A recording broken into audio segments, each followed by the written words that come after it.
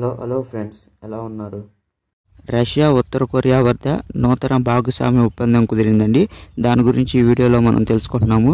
Russia ఉత్తర కొరియాల మధ్య నూతన సమగ్ర వ్యూహాత్మక భాగస్వామ్య ఒప్పందం కుదిరింది.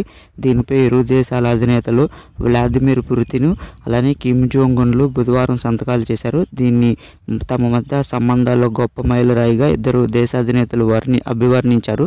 రెండు దేశాల్లో దీనిపైనైనా శత్రువు దాడి జరిపితే పరస్పరం సహకరించుకోవాలని, భద్రత, వాణిజ్యము, పెట్టుబడులు, సాంస్కృతికం అలానే మానవీయ సంబంధాలను బలోపేతం చేసుకోవాలని ఒడంబడికలో పేర్కొన్నారు. వీటితో పాటు ఆరోగ్యము, వైద్య విద్య, సైన్స్ విభాగాలు ఇరు దేశాలు సహకారం అందించుకునేందుకు వీలుగా పలు ఒప్పందాలు చేసుకున్నాయి.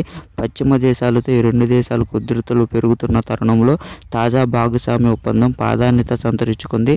కిమ్ ఆహ్వానం మేరకు ఉత్తర కొరియా పర్యటన నిమిత్తము పుతిన్ ఆ దేశ రాజధాని ప్యాంగాంగ్కు చేరుకోవటం జరిగినది.